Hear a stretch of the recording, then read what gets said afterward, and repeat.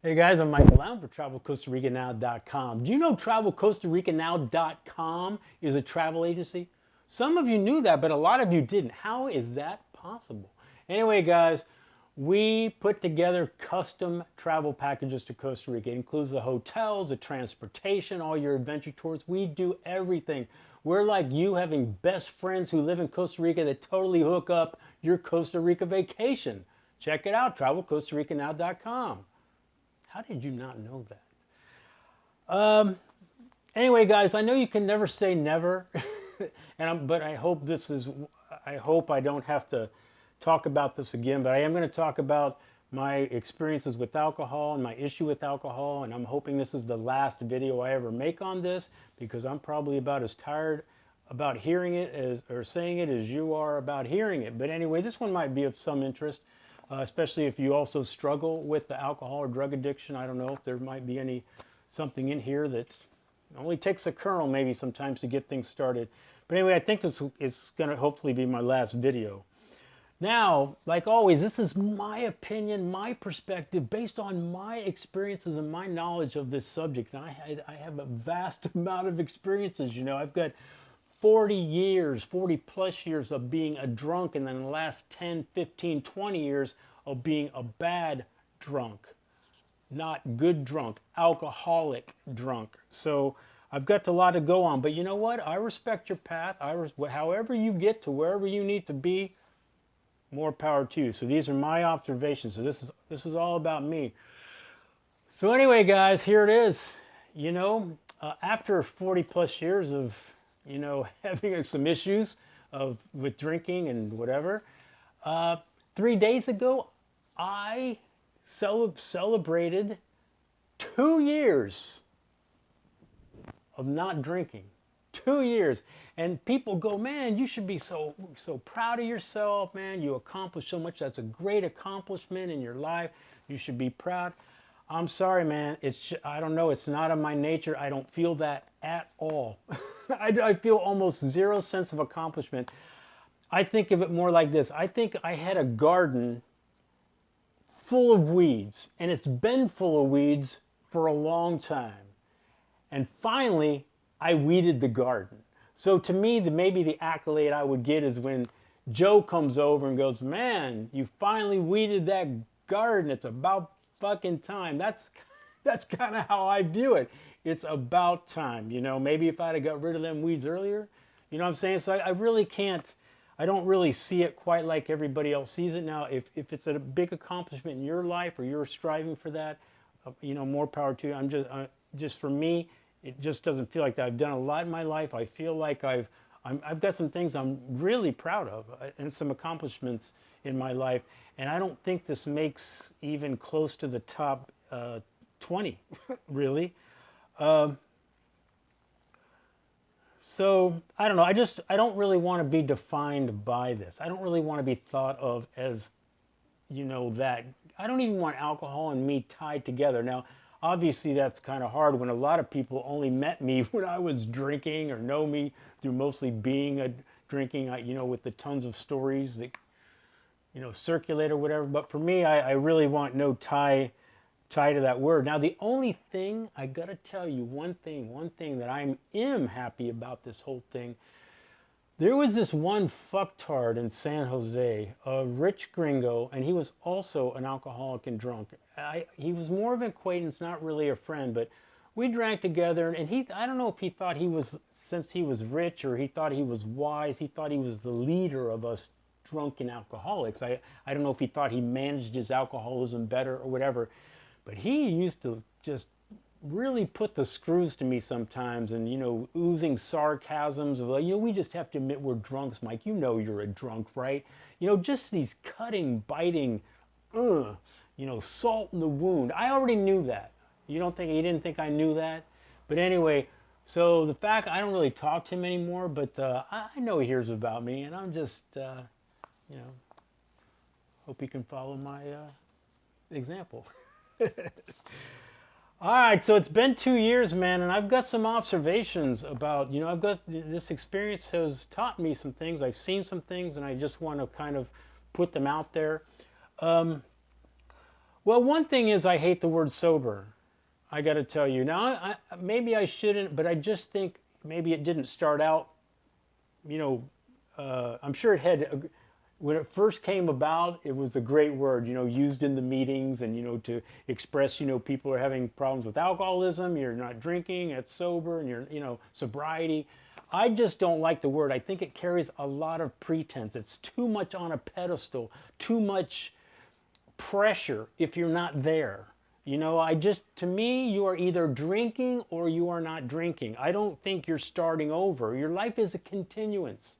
It's a continuance. It sounds good. Oh, what? Every day is a new day. It's starting over. No, it is, but it's not. You're continuing. And so when if you didn't drink for 6 months and then you just, I don't know what they say, fell off the wagon for a weekend, I don't know, do you have to start back your sobriety? Is it a big to do? No, you had 3 days, you drank, but for 700 days you did not. So I don't know. I just don't like the word, although I do understand the word used amongst other alcoholics and maybe for those meetings. But other than that, that guy that comes up to you, hey, my name is Joe, sober 25 years. What? Somebody that's dealing with, drinking, 25 years sounds like an unreachable thing. Let them ask you. You don't got to say that. It almost sounds like, I almost question why people say that. I don't go up to people and go, hey, Michael, broccoli free for 25 years. Anyway, it's my issue, I'm sure. You're probably thinking, Mike, chill with the, sober. I'm just saying, for me, I do not like the word. To me, you're either drinking or you are not. All right?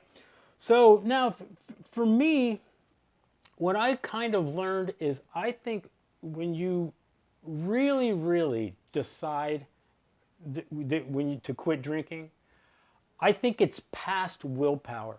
Everyone says, oh, it takes willpower. It takes willpower. You really got to, it's a willpower. You got to change that behavior, something you've done for years, and it's part of you, and now it's diseased into you.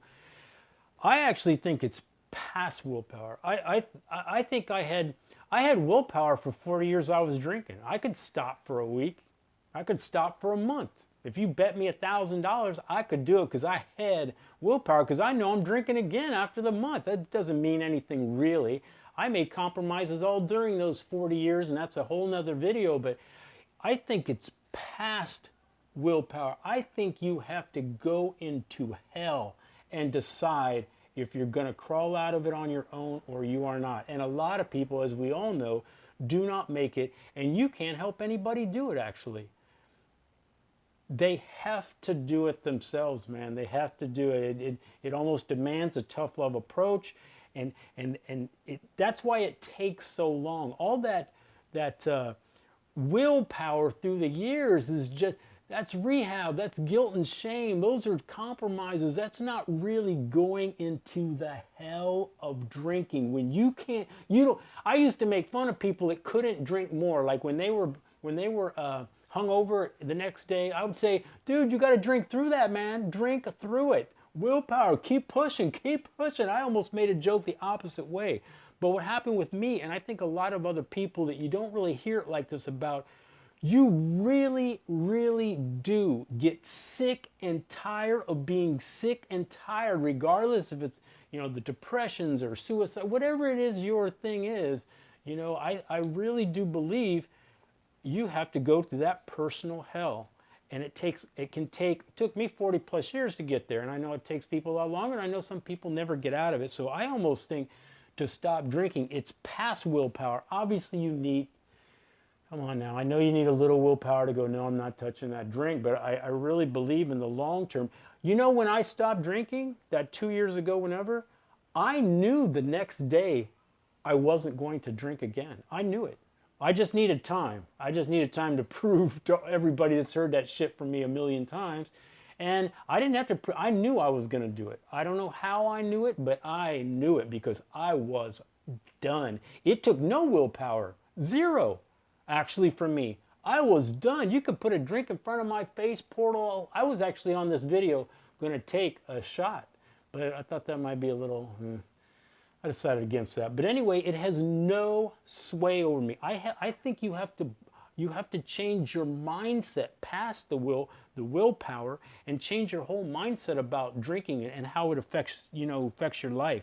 So I don't know. That's just my thing. I just really believe, and I think a lot of people that drink know this. You really, it's why it takes so long. You think you have control over it because of your little willpower. That I didn't drink for a week. Oh, I didn't drink before 5 o'clock. Oh, I just drink beers. You fake yourself into this false sense of thinking you're controlling it, and we all know where that goes. It just goes more and more and more, whatever. So I'm just saying, I believe it's past that. I think you need to change your mindset and your thinking, and you need to go to hell to do it. And you got to stay there, and you got to pick yourself up, and maybe at the end you can ask for help when it's gotten there, and people will take it serious, hopefully. But that's where I think that is. So I also think. Okay, so what happens is, and I think anybody that stopped drinking knows this. Stop drinking is not even it. It's not even half the battle.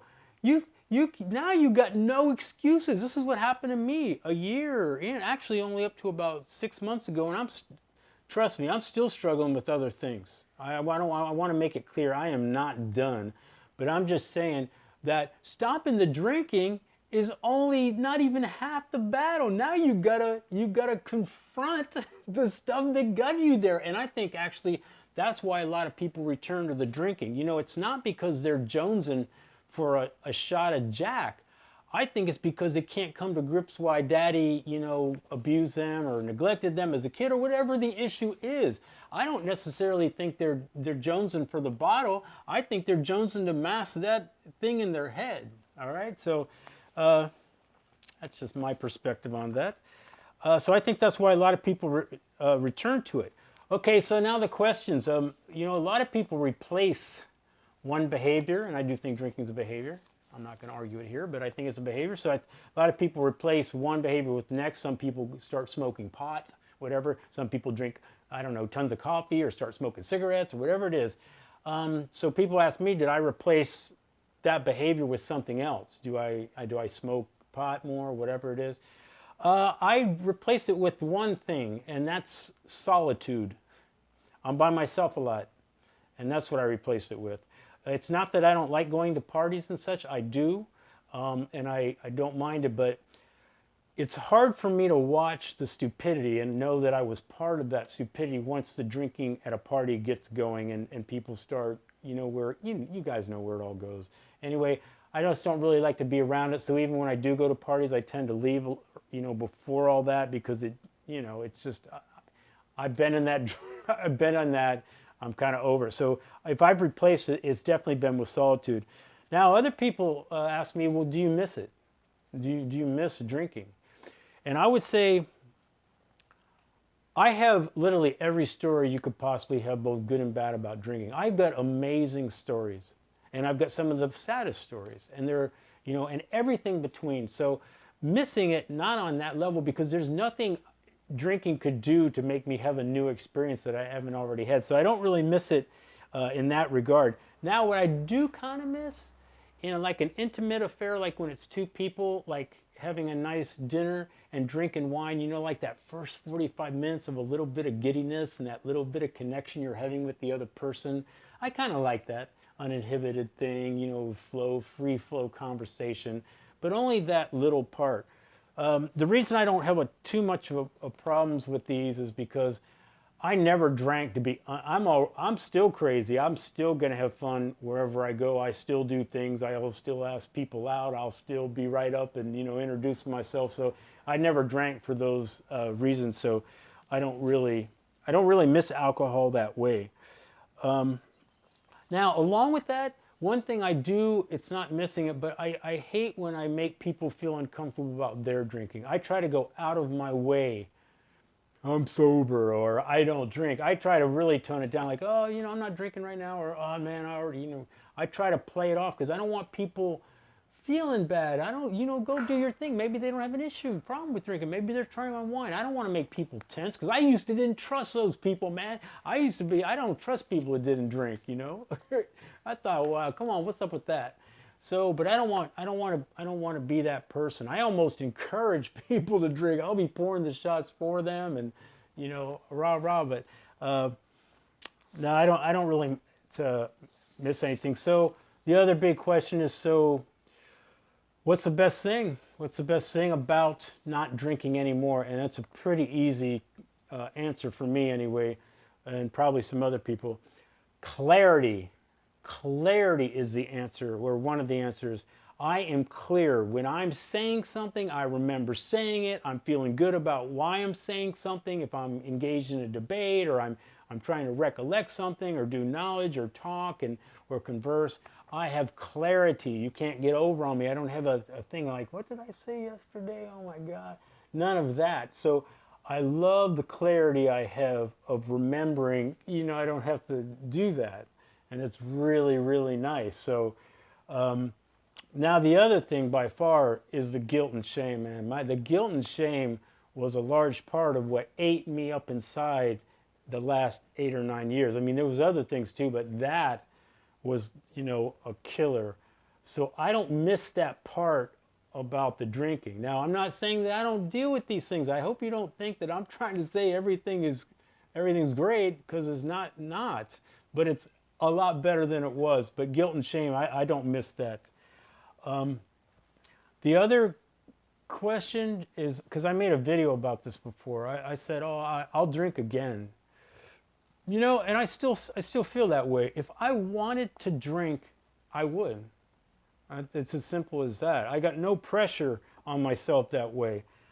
I just don't, man. I'm looking for it. I almost wish, hey, man, if I want to have a beer, I would have a beer. I just don't want it, man. I do not want it.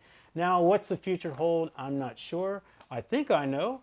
I don't see anything changing anytime soon, but it's always there. I'm not taking one day at a time. I'm so far past all that. I am past all that. I don't do one day at a time. I don't really even understand those people that, again, back to the, you put a beer in front of them, they're sweating every day. They say, oh, I struggle with this every day, and they've been like sober for 10 years. Well, you're not then. Are you really? Are you really sober? If you still every day, it still comes up, I still feel the need. Now, bullshit. I don't believe you, actually. I don't believe it. I think it's something else that you're not focusing on or paying attention to. And I think the beer is just easy. It's, oh yeah, every day I struggle with that. Well, you haven't drank in 10 years, Chuck. Well, I struggle. Oh, please. Then you're doing it wrong. Come on, man. Move on. Sorry, I'm going to get shit for that, I know, but I'm just saying, that's how I deal with it. I'm done with it. Anyway, that's where it's all at. Now I'm going to say something else controversial, and I want to tell you that before you try to hit back on this or smack it down, you better do some seeking of knowledge first, because I am very knowledgeable about what I'm going to say, so that's why I'm saying it. So be careful. If you are struggling with addiction, whether it be drugs or alcohol, you really need to look into psychedelics, MDMA, Molly, ecstasy, ketamine, and some other things like that. There's a lot of studies out now. They are very beneficial. Try to get your mind out of that whole propaganda you've been fed throughout your life. There's a lot of good research, and if you're struggling, I could go down a rabbit hole and make another hour-long video just talking about psychedelics, MDMA, ketamine, DMT, but if you're interested and you want to make that, you're ready to make that, pick yourself up out of hell, and you need a little bit of help getting shit in perspective, do some studying, get on YouTube, look at some things, the people that are knowledgeable about the subjects, and I'm telling you, it might be a great tool for you. Maybe not, but I'm telling you, it's worth the research. All right. And you can always write me, man. You can always write me about a drinking problem or issues, or if you just want to talk. I would never turn away anybody that wants to talk to me about this issue, ever, never, ever. So leave your comments below if you want, or you don't have to. Did I tell you we're a travel agency? TravelCostaRica.com, guys. I'm Michael Allen, man. Peace, guys. Hope it helps. Things are going to pop up. Subscribing and my other videos, and go here and notifications there. Laters.